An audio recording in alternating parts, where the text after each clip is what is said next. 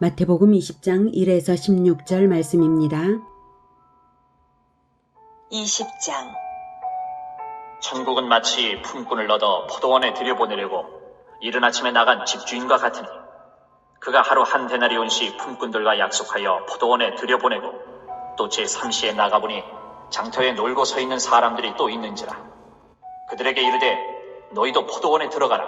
내가 너희에게 상당하게 주리라 하니 그들이 가고 제6시와 제9시에 또 나가 그와 같이 하고 제11시에도 나가보니 서 있는 사람들이 또 있는지라.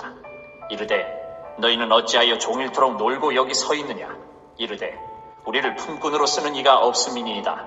이르되 너희도 포도원에 들어가라 하니라. 저물매 포도원 주인이 청지기에게 이르되 품꾼들을 불러 나중 온 자로부터 시작하여 먼저 온 자까지 삭슬 주라 하니 제11시에 온 자들이 와서 한 데나리온씩을 받거늘 먼저 온 자들이 와서 더 받을 줄 알았더니 그들도 한 데나리온씩 받은지라.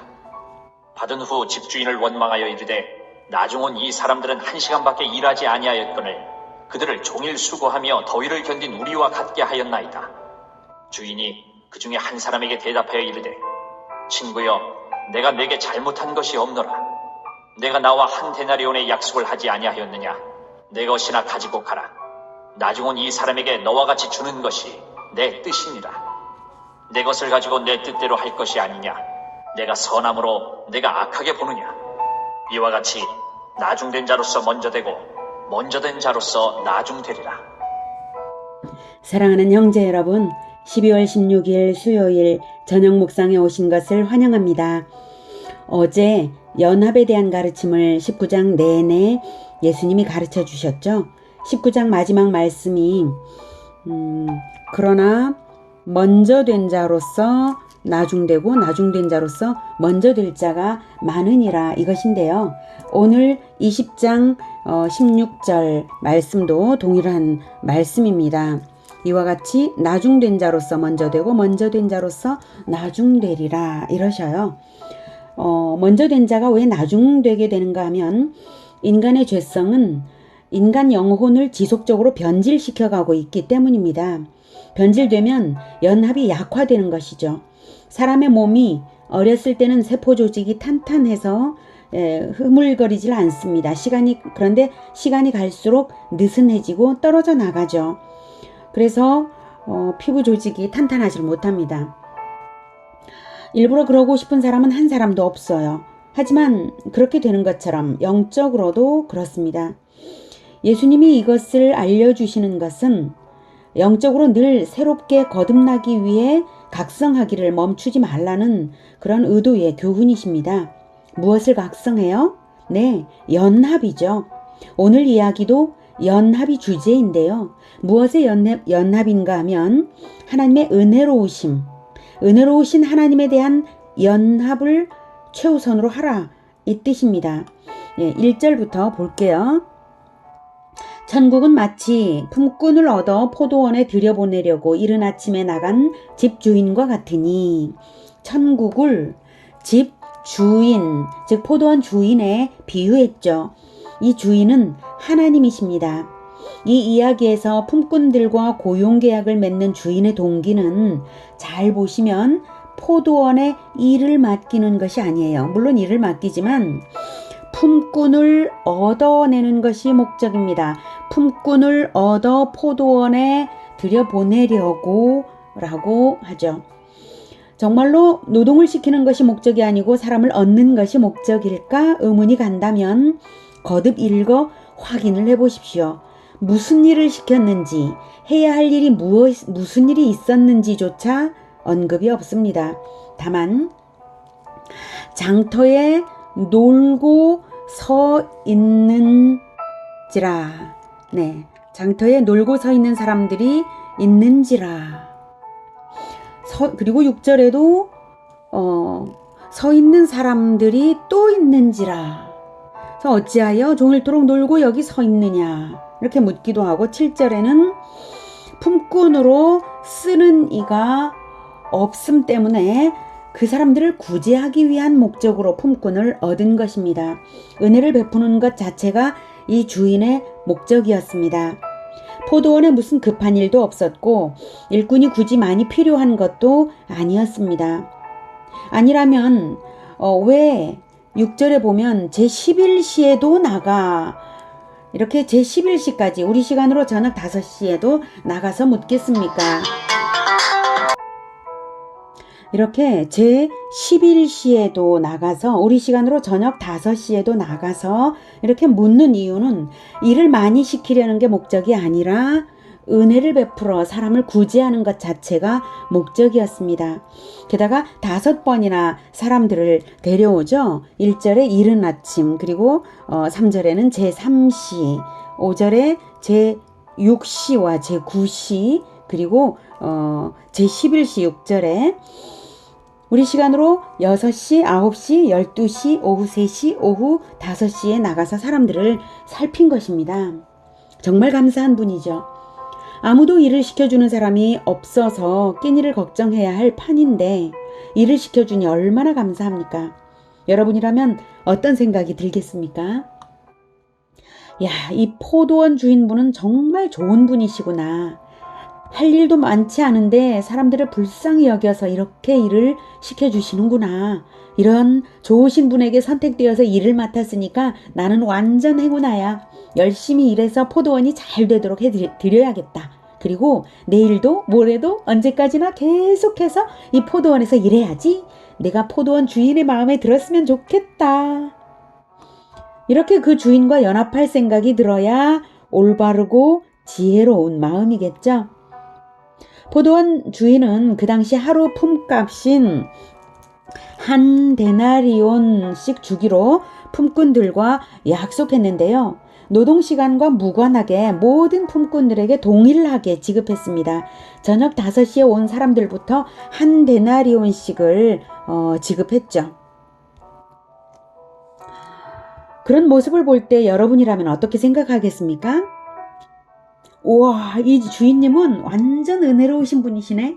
저렇게 1시간밖에 일하지 않은 사람들에게도 하루 일당 다 주시잖아. 이런 분이라면 앞으로 내가 충성으로 섬길 만한 분이야.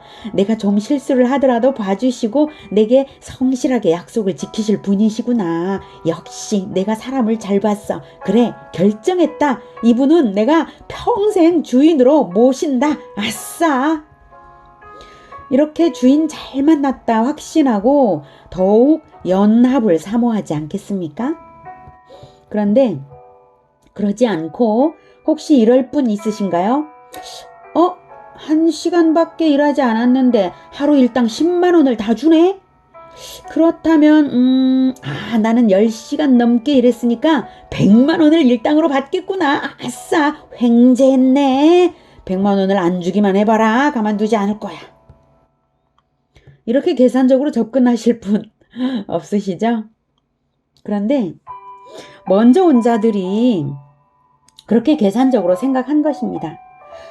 그런데 자기들 생각대로 안 되고 동일하게 한 데나리온씩을 받으니까 집주인을 원망하는 말을 했어요. 예.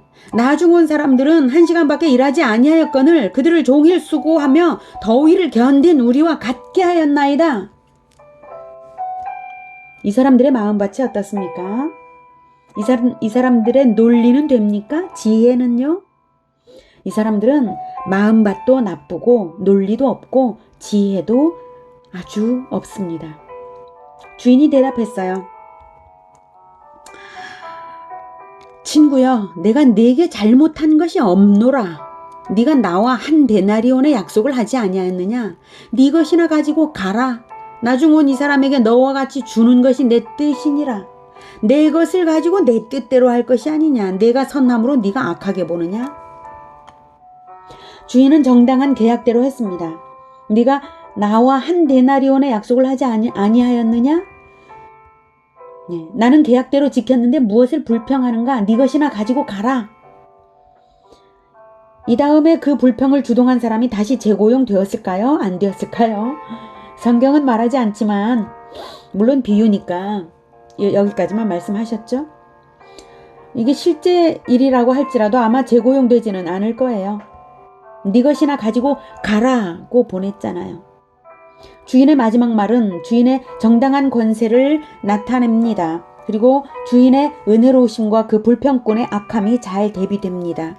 내 것을 가지고 내 뜻대로 할 것이 아니냐? 내가 선함으로 네가 악하게 보느냐? 포도원 주인과 같이 우리에게 행해 주신 분이 하나님이십니다.